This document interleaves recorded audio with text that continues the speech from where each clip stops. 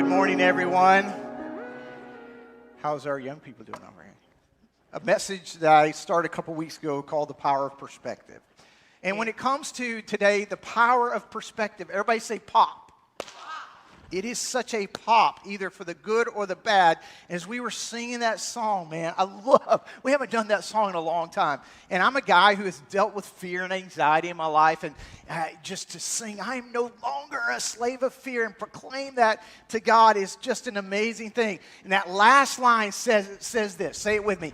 I am a child of God. Whether you're young, old, in between, to be a part of the family of God. Ephesians chapter 5, if you want to turn there real quick, I'm going to read verse 1, and it says, imitate God, therefore, in everything you do, because you are His dear children. Therefore, as what? Dearly loved children. Now, what does it mean to follow in the example of God? And here's the perspective, right? If we just stop there, we stop short. It goes on to say, and walk in the way of love, just as Christ loved us and gave Himself up for us. And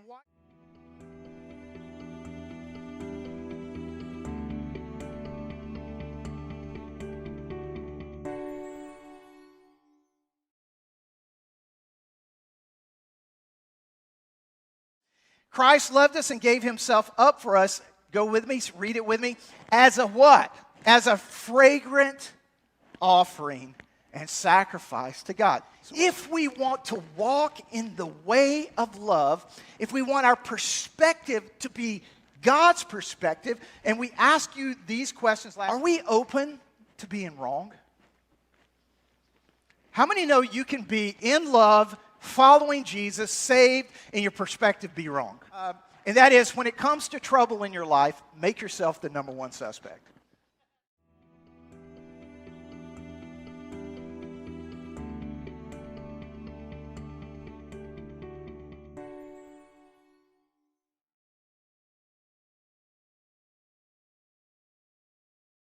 When judgment comes to the earth, guess where it starts?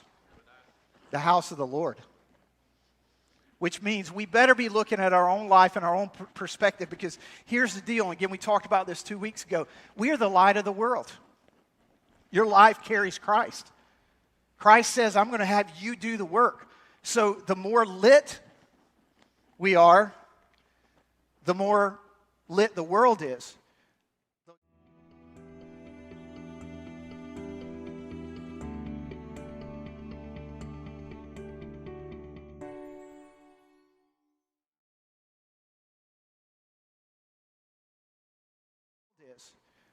The darker and the more deceived we are, there's no hope for the world, because Jesus Christ is the hope of the world. Now watch this. The local church is the hope of the world because we carry Jesus. I must sense the world as God senses the world. I must sense the world as God does. Now, I want you to think about in the terms of, well, I might say I need to see the world as God sees it, but I think that falls short. Now, sometimes seeing encompasses more than just sight, but I want you to think about this phrase and really meditate on it over the next weeks, months, even years.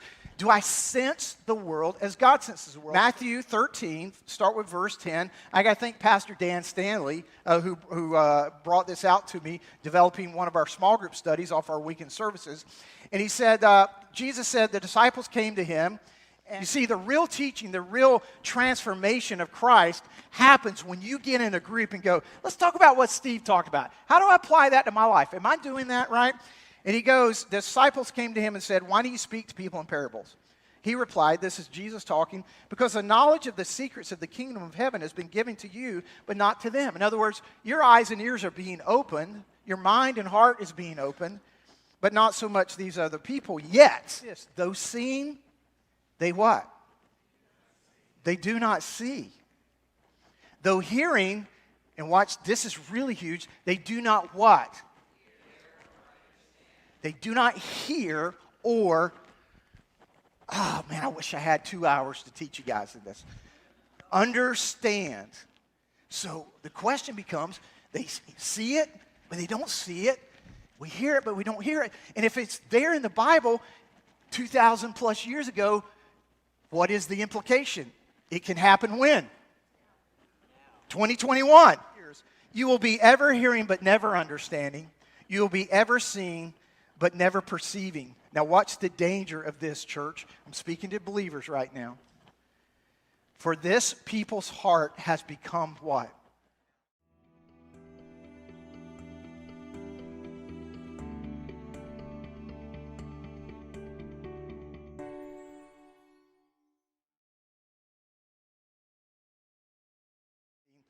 You see, I must sense the world as God does, and I need to pray for the following.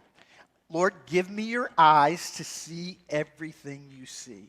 Give me your eyes to see everything as you see. And then give me your, everybody say it, give me your ears to hear as you hear. Lord, give me your nose to smell through the sweet aroma of worship. There is what we call cilia, and there is a mucus layer, and this is not to be gross, but in the terms of the universe, your body is amazingly equipped with specialized neurons that sense, which float in globs mysteriously through the air, sometimes close, sometimes far. But what's really cool is that these neurons in you are able to pick up one odorant. But your sensory of smell can create in a nanosecond this many combinations of odorants, over 1 trillion. Side point, number one, God has a sense of smell. Let me give you Genesis 8, 20, 21. Then Noah built an altar to the Lord, and taking some of the clean animals and clean birds, he sacrificed burnt offerings on it. The Lord smelled the pleasing aroma and said in his heart, now this is huge, from the nostrils to the olfactory system, the neurons and the combinations to the brain, and there's something that happens in the spiritual sense where it goes to the, everybody say it with me, heart.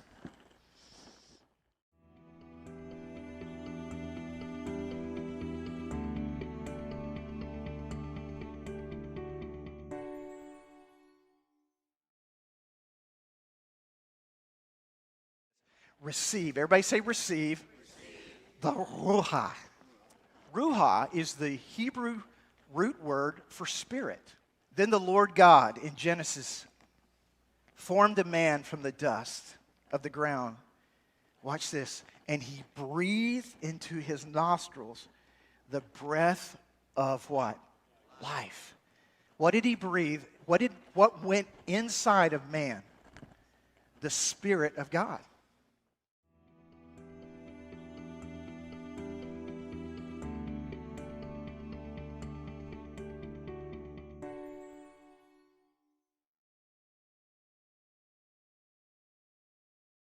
The Spirit of God, when we are saved, when we don't know Christ, when we are dead in sin, the Spirit of God is rebirthed in us. So what happened in Genesis, this is exciting, happens in 2021 to our souls.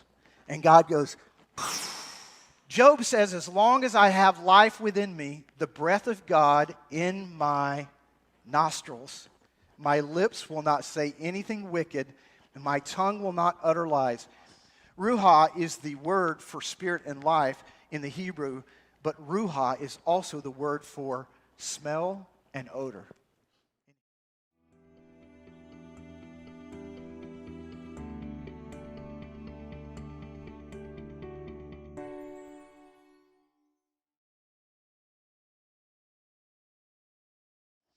When we smell, you can open your eyes, that scent attaches to that neuron and it becomes a part of you.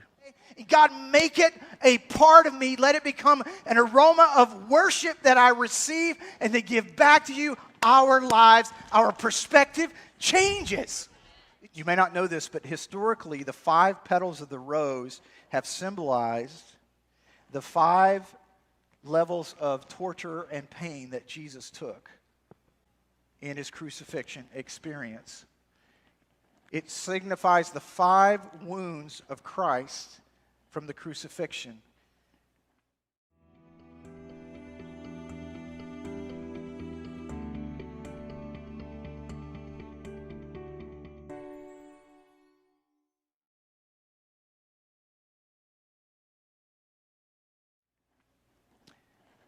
So I want you to ask yourself today, when I look at a rose, when I smell a rose, when I smell the beauty of life, do I understand that the freedom, the spirit, the life that is in me can only be obtained by the torture, the pain, and suffering that Jesus took for every one of us?